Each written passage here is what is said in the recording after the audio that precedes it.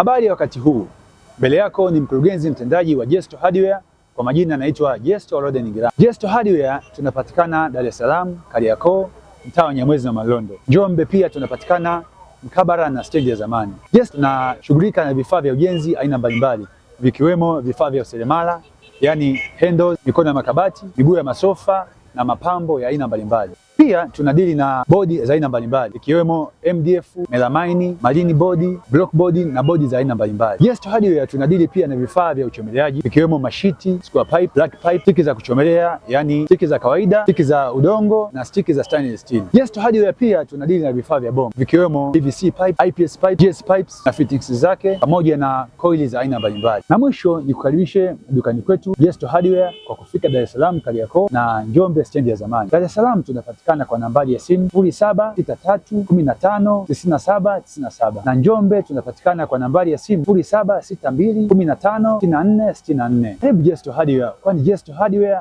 we are the factory. Asante.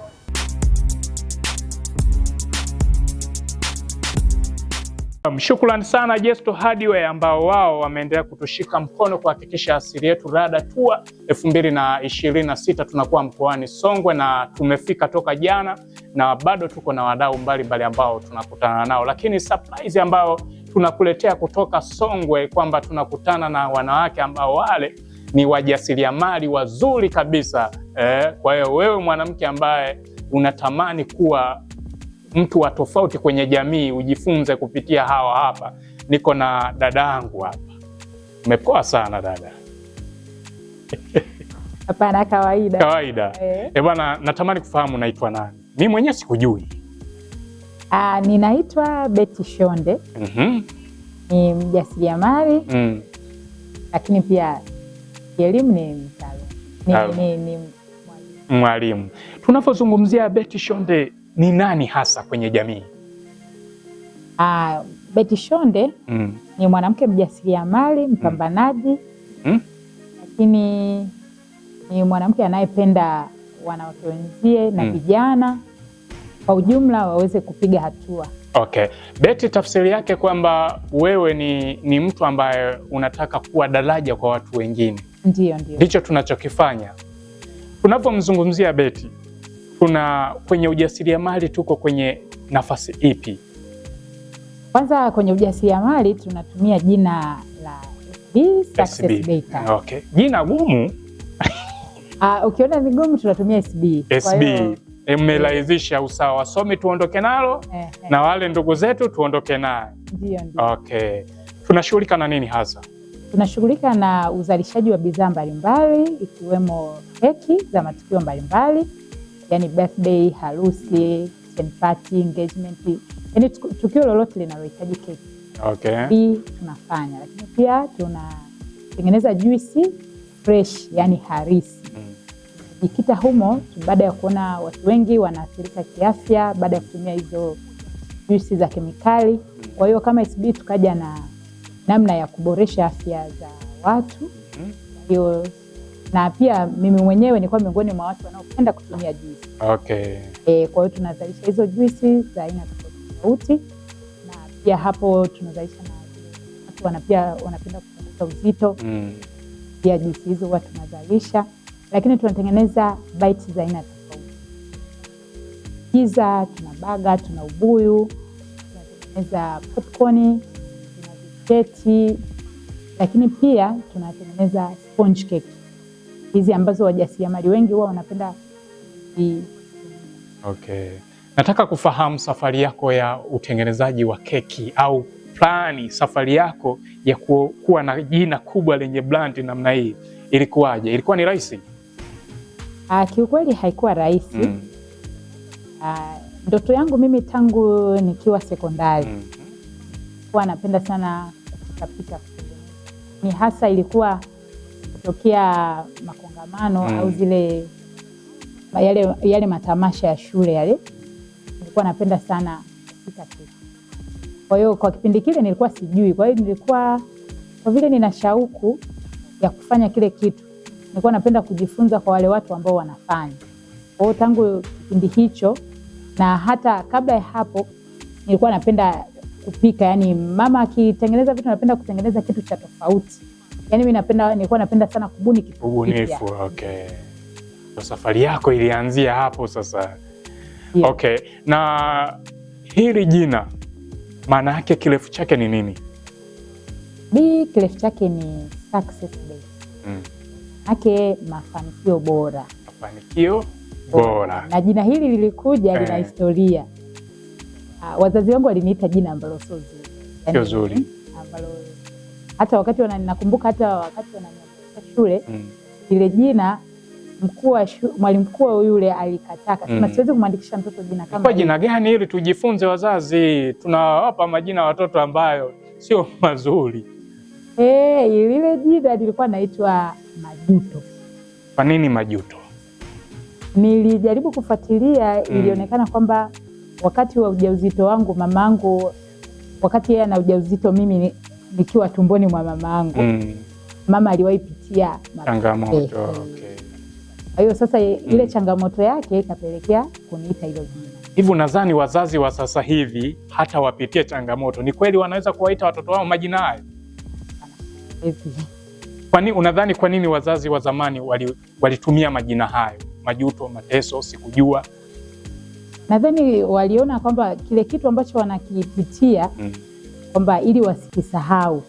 Inawezekana ndio maana walikuwa wanapenda kuweka kumbukumbu kwa watoto wao. Kupitia hiyo kumbukumbu ambayo walikuwa wanaweka, kuna madhara gani kwa mtoto sasa ambaye ni mtumiaji wa jina? Sasa madhara ni makubwa. Kwanza hata mimi hilo jina lilikuwa linanifuatilia. Yaani kiasi kwamba sikuandikishwa hilo jina. Lakini baadaye wakati naendelea kukua, wapo watu waliendelea kuniita hilo jina. Baada ya matokeo yangu ya form 4 kweli nilijutia. Kwa yani lile jina lilirudi. Kufanya kazi, si agano lile sasa. Yaani nilijuta kiasi kwamba yani nilipokea matokeo yangu ya form 4 mpaka nilizimia. Yaani nilijutia. Yaani kiasi kwamba ile ushakaa darasani unajua wanafunzi best. Yaani wale ambao wanafanya vizuri. Ambao unategemea kabisa asilimia zote unatoboa. Alafu unakutana na matokeo tofauti. Ilikuwa ni changamoto kubwa. Kwa hiyo ilinipelekea mpaka nilizimia, ilinitesa sana. Ile kupata force kutegemea kabisa. Kwa hiyo ilinitesa, lakini baadaye nikarudi nikakumbushwa kwamba kujuta kote huko. Fanti yangu ndo alisema huyu mtoto ninachopelekea pia jina ambalo mlimuita. Na ndipo chanzo cha kufikika kwa ajili ya jina hadi kwa wazazi. Kwa mpaka leo hakuna mtu anayeniita hilo jina. Na baada ya pale mimi niliamua sasa kusema badala ya kujutia kuwe mafanikio. Yaani ulipindua meza sasa. Mimi nataka niitwe mafanikio, tena mafanikio. Yaani meza ya adui ukaigeuza. Kwa hiyo kuanzia pale mimi nilianza kujiita kwamba naitwa success. Okay. I need to succeed. Kwa hiyo nikaendelea, nikaona nikisema tu success kama hainogi, kwa hiyo nikaona nimalizie niongezee success better. Kwa hiyo success better ilianzia hivyo. Okay. Kumbe wakati mwingine tunaweza kuwa tunapita changamoto ngumu ni kwa sababu ya agano tulilotengenezewa. Oh, dada ulisanuka mchongo mapema sana. Maana hii naikataa hii. Hilo namshukuru sana Mungu. Umetisha sana. Bidhaa zako unaonaje? Zinaenda? Mjini tukipita kila duka unaona bidhaa hii nikiikomalia inatoboa. Kwa kweli namshukuru Mungu. Bidhaa zinaenda na ndio maana tumekuwa tukizalisha bidhaa mpya kila mara. Kulingana na uhitaji wa wateja, kwa sababu tunapenda sana kuwasikiliza wateja. Kile wanachohitaji ndicho tunapenda kufanya. Kwa hiyo mara nyingi pia tunaendelea kuongeza bidhaa siku hadi siku. Hata kama hizi keki tunatengeneza, lakini tunaendelea kuboresha, tunaendelea kuongeza ladha tofauti ili mteja asitukalili kwamba hawa namna hii, lakini pia ili mteja awe anapata taste tofauti. Kwa hiyo tunashukuru sokoni tupo na watu wametupokea vizuri na wanaendelea kutumia bidhaa zetu, na tuna duka letu linalotembea hata hapa nimekuja nalo, lakini limeendelea hilo mpaka tulione tu. Yaani hilo tutalivizia kweli haiwezekani. Tunashukuru Mungu kwa hilo. Ukiangazia upande wa juisi hizi sokoni zinaenda au tunazizalisha vipi? Juisi zetu bado tunazizalisha kwa uhalisia wake, hatuweki chemical yoyote. Kwa hiyo kila siku tunazalisha, na kwa sababu tunajua idadi ya wateja wetu namna unavyoongezeka, alafu pia kiwango cha kutengeneza tunaangalia pia na msimu. Msimu wa joto tunazalisha kwa wingi, lakini msimu huu wa mvua na baridi tunatengeneza kiasi. Ila tunashukuru Mungu watu bado wanaendelea kuzitumia, kwa sababu siku hizi watu wanajali afya, sio kuangalia hali ya hewa. Ni tunaendelea wapa wateja wetu na wateja wetu wanaendelea. Kisha sana. Hongera. Kwanza cha kwanza kabisa nijivunie kitu ambacho umetueleza, lakini cha kwanza kabisa tumefunguliwa kwenye jina. Watu wazingatie, wazazi chonde, zingatieni majina mnavyowapa watoto. Na wengine sasa hivi, wazazi wa sasa hivi wa kizazi hiki, tumeenda mbele zaidi, tunatoa majina ambayo wakati mwingine hata maana ya hilo jina hatulijui. Hiyo pia ni hatari. Kwa hiyo wanaokuja kuumia au kujutia ni yule mtumiaji. Sasa wakati huo aliyekupa jina wenda tayari ameshachoka au ameshaondoka katika dunia hii. Ukija mpaka sasa hivi kwenye kampuni yako, sasa tumeajiri wangapi au tuna vibarua wangapi? Kwa sababu taifa lazima lijivunie. Kwa kweli namshukuru Mungu kwa kuwa SP tunaendelea kupiga hatua. Tulianza na wafanyakazi watatu, tumefika wafanyakazi 5, lakini mpaka sasa tuna wafanyakazi ambao tumewaajiri wafanyakazi 10, vijana 10, lakini tuna wale ambao vijana wanakuja wanachukua bidhaa. Okay. Tunampa bidhaa anaenda kuuza, lakini jioni anachukua cha kwake na sisi anatupa cha kwetu. Kweli wewe. Tunao ni wengi. Kuna wamama watu wazima, vijana. Unazidi kufanyika kwa baraka. Kwa hiyo namshukuru Mungu. Kwa nini tulifikiria kuwasapoti watu wa aina hii? Mimi nilifikiria kuwasapoti watu kwa sababu wengi unakuta anatamani kufanya jambo lakini hana mtaji. Na ili aweze kupata kitu cha kufanya, tukaona kwa nini sisi tunacho, tukiwapa wao vile wanavyoendelea kufanya, pia na sisi tunakuwa baraka, na sisi tunaendelea kuzalisha pia kwa ukubwa. Na pia ili iwe daraja kubwa la kukua, lazima tuzalishe bidhaa kwa wingi. Okay.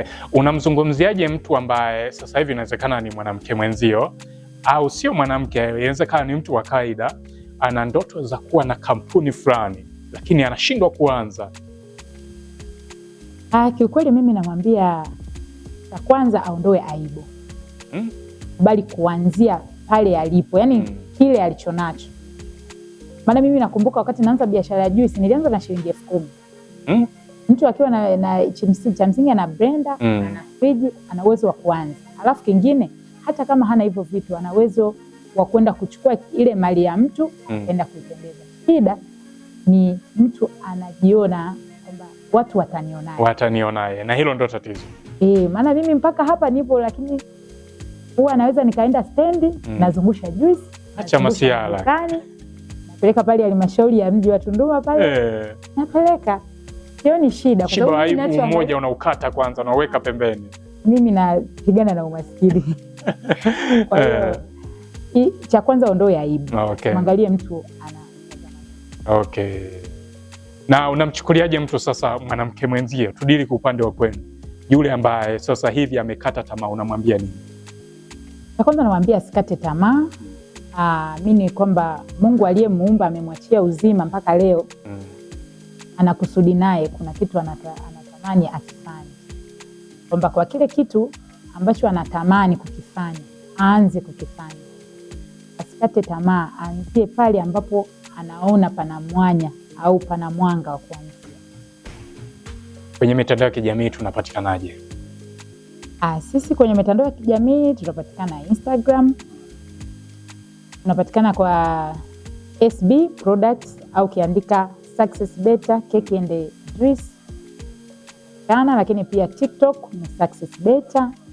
WhatsApp natumia namba ya simu 0766936724. Nikupe nafasi sasa, sema na wateja wako, unawaambia nini? Wazingatie, waongeze, wakawe mabalozi? Ukweli wateja wangu, Kwanza ninawapenda sana wateja wangu. Nilijua tu hilo neno nawapenda lazima lizingatiwe. Kwa kweli SB tunatufanya tuendelee kuwepo mjini, naendelea kutusupport sana. Kwa kweli tunawashukuru wateja wetu, lakini tunaomba muendelee kutusupport, msikate tamaa, bado tuna bidhaa mpya nzuri, lakini tunakufikia pale ulipo. Ndani ya mkoa wa Songwe tunawafikia watu wa Ileje, tunawafikia watu wa Mlo, Vwawa, lakini watu wote wa Tunduma mpaka Chipaka, na hili duka letu linalotembea linakufikia pale ulipo. Kwa hiyo niombe wateja wetu tupigie simu kupitia hiyo namba niliyokutajia, tunaendelea kuwapa bidhaa. Lakini pia ukiwa na maoni, tunaomba usisite kutupa maoni yako. SB tunazingatia ubora, bidhaa zetu tunazingatia sana ubora na usalama wa afya. Ndio maana SB tunasema jenga afya salama na safi. Okay. Umetisha sana. Umejisikiaje kupiga stori na Asili Yetu Rada Tour kutoka Njombe mpaka Tunduma? Kiukweli nakosa neno zuri la kusema kwa namna ambavyo umetuthamini. Tunawashukuru sana Asili Yetu, kwanza kwa moyo wa upendo. Huo ni upendo. Maana mtu kukufungia safari sio kawaida. Ni moyo wa upendo, tunatoa shukurani kwenu, na pia tumeangalia kazi yenu ni njema sana, na tunaombea kwa Mungu awafikishe mahali mnatamani kufika zaidi. Amen. Na mikoa mingine ambayo mnatarajia kuifikia, muifikie. Amen. Kwa uwezo wa Mungu. Mungu aendelee kuwapa afya njema, awawezeshe, awakuze sana. Njombe ni nyumbani, lakini pia Mungu aendelee kuwa pamoja na Njombe kumbe ni nyumbani. Ndio. Okay, sehemu gani? Njombe Utelewe. Nyumbani kwa mume wangu. Okay. Tumeshipanda parachichi kule kweli? Tumepanda sana. Ndio. Inabidi tumwambie Madam Cheka bwana naye akapande parachichi kule. Kwa kweli. Inabidi tuende naye. Tuende naye. Nikushukuru sana, na sisi tumeenjoy, mapokezi yenu ni mazuri, lakini pia yani cha kwanza mmetupa shirikiano, lakini pia mimi binafsi nimejifunza kitu kutoka kwako. Nitaenda kukifanyia kazi, ila sikwambii ni kitu gani. Nitaenda kukifanyia. Hata kidogo basi. Haiwezekani ukamiliki duka linalotembea. Tunaamini na sisi Asili Yetu Rada Tour kuna siku tutakwambia bwana tuna usafiri wetu. Amina. Ambao tutatembelea kila kona ili tuweze. Lakini pia tuna ofisi rasmi ambapo tunapatikana. Okay. Tuko ndani ya mji wa Tunduma, lakini tuko Mpemba. Pale njia panda kwenda stendi kuu ya mabasi ndipo tunapopatikana. Utaona tu bango kubwa SB, Success Beta, picha nyingi za keki na juice. Okay. Angalia namna ya kukufikia ili wale watazamaji sasa wanaokutazama waweze kujua kabisa kumbe inawezekana. Mimi nikushukuru sana na karibu sana Njombe, japo umesema ni nyumbani, lakini karibu sana kwa sababu upo nje ya Njombe. Asante. Mimi naitwa Uncle G na nilikuwa na mjasiriamali. Tumeona safari yake, ameshare story na sisi, lakini ameshare story yake ya jina ambalo jinsi lilivyomponza na lijutia kiukweli, lakini mambo yamekaa sawa, lakini ametufundisha namna ya kupindua. Kwa hiyo inawezekana sasa hivi hapo ulipo, inawezekana uko na jina fulani ambao unajua kabisa hili jina linanitesa. Sasa njia rahisi ya kuweza kutoka huko, lakini pia maombi nafikiri yalizingatiwa zaidi. Ni kweli. Yes, kwa hiyo hakikisha unazingatia, lakini shukrani sana kwa Jesto Hardware ambao wao wamesababisha sisi kufika hapa. Mimi naitwa Ngoji, nikutakia kila la heri.